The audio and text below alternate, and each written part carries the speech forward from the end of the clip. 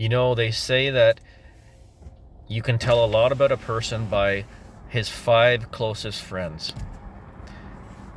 So today, I want to give you 3 tips when dealing with your friends and who to trust. So I thought I'd do this video based upon some of my experience with other people in my life, ones that have come and have gone, and just relay to you some information on what I've learned. So the first thing I learned is that when a person doesn't want to help you, that's a telltale sign right there. When they're always making excuses that they have something else to do, they're avoiding you when times in need come. They don't want to they don't want to get on the phone and listen to you. They don't want to give you good advice to help you move forward. And then you have something, it's time for moving day, or it's time that you have a little project that needs to be done or help. And they're the first ones always to excuse themselves out of it, or not be available, or make issues that cause you problems. That's a telltale sign that maybe they're not the right person to be in your circle of friends. The second one is that you find out that they're talking about you behind your back. So these are the same people, the Eddie Haskell type people, that in front of you, they are the sweetest people as can be. Everything's great, everything's hunky-dory.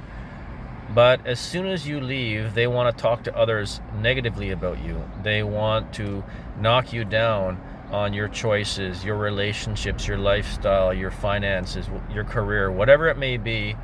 They really enjoy sitting around, chewing the fat, and discussing your life and how bad your life is and all the bad choices that you've made. And then it gets back to you through the grapevine. Another type of a person that you really want to think about whether you want them in your life. And the last one, it would be a person who's always asking you for help. So the tip number 1 is one who never wants to help you. The tip number 3 is that they're always asking for stuff for you. If there's a meetup, if you're going to meet up somewhere, they want you to come over where they live, or they want you to come to their house, or you're going somewhere and they want you to drive, or it's always something that creates less hassle for them, less problems for them, and puts it onto your shoulders. And this is a kind of relationship where this person really doesn't want to be in this relationship. What they want to do is they want to use you. And I've had this in these kind of relationships in my life, and 2 that come to mind that are former friends, similar type backgrounds, where we got involved as friends through hobbies, and they kind of exuded all 3 of these. The one friend, he would never ever come to my place unless it was a benefit to him. Everything was, I always had to go to his place to do stuff. And then he went and he tried to help me out with this hobby.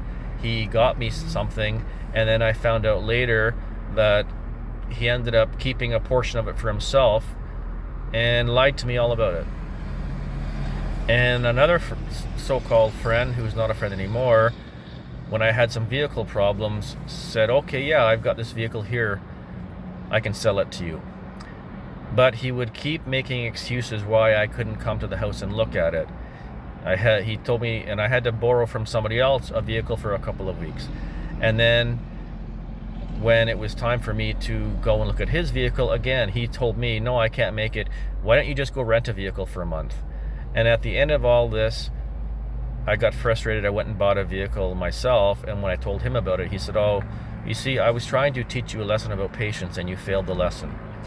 So these, again, are all people that you don't need in your life. So the bonus tip here would be that red flags, trust your gut. You've got an instinct. You've got this internal dialogue inside of you that warns you when these things are going on. I saw things along the way with these people that I just brushed away. And I said, well, I made excuses. When my wife would say something, I said, oh, well, it's about this and that.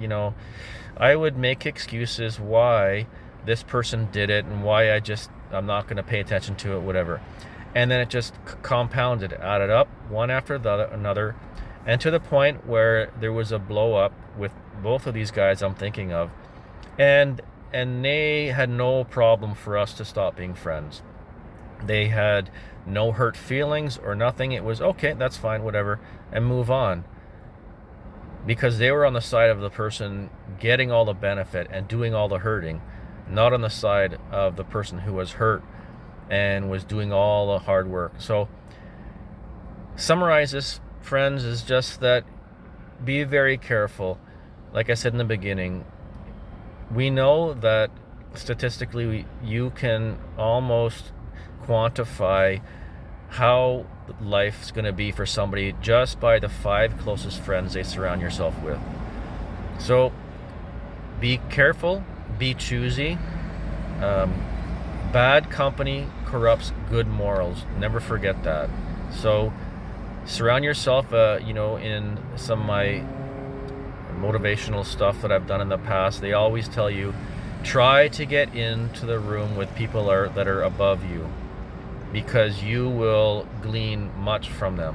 So that would be my advice to you. Surround yourself with great people, and they will be a positive benefit to you in your life. So anyways, I hope you liked this video. More to come. Press like if you liked it. Put some comments down below and subscribe if you like, and we'll see you later on the next one. Take care, guys.